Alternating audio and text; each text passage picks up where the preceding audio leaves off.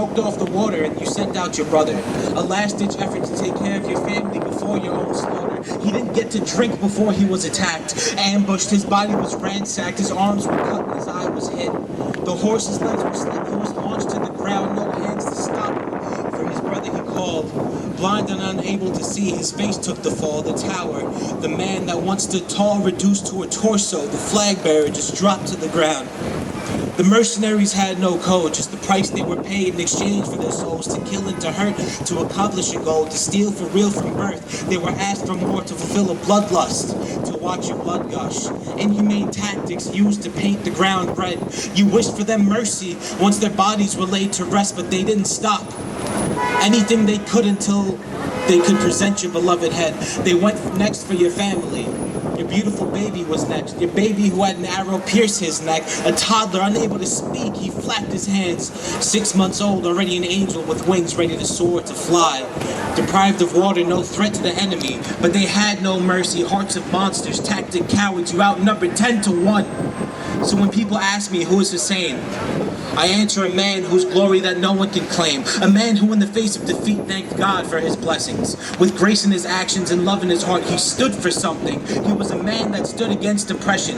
With that, there's no question, so please, don't let it be empty. Just take a lesson. Stand with the rightness. Stand with the righteous. Let men like him be your guidance. The next poem is titled Vision.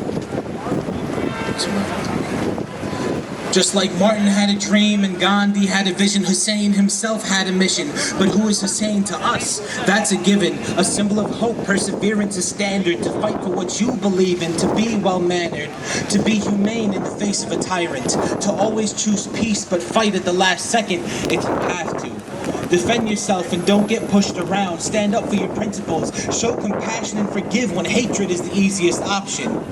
Listen to your heart, recreate its vision, a place where we can all live, break free from your prison. Think with your mind and act out your thoughts. If someone asks, remember, be kind. We need to have a positive effect on the world, to leave it better than we found it. We deserve peace. I concur it'll happen if we make it, because one day we'll leave just escaping the matrix, moving on to better and beyond. Infinity the goal, just soaring on a cloud, grasping my soul. But how can we do anything if we don't act for the now? We plan for heaven, but there's no fruits because we don't sow the right seeds. We have the right vision, but to fulfill the needs, we need to act as well as just listen. How can this be a world where no one is free, trapped by the money and the responsibilities, but we have it easy? Around the globe, there's still tyranny. There's no one to rise to stand up or even fight. Distractions fill our vision. Empathy gets screened out like a TSA checkpoint. I can favorite, but we forgot how to love, how to care for each other, because the truth, it always lies above. The third part is called his story.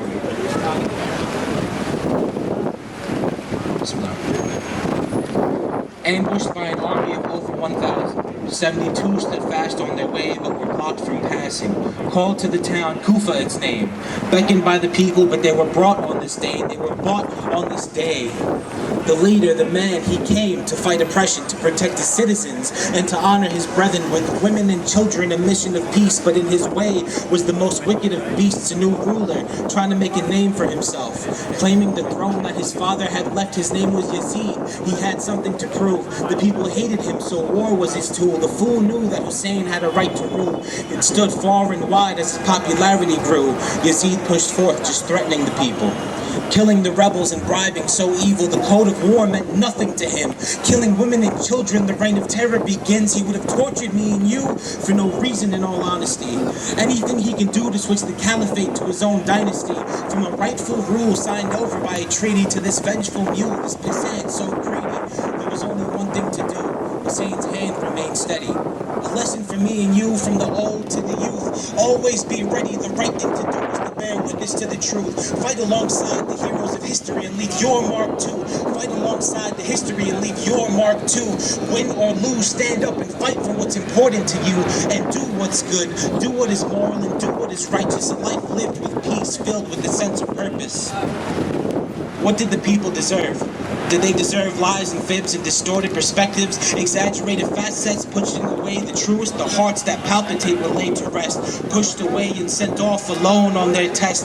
Why do we say that the story of Husayn is for everybody? Why do we grieve every year for this specific person?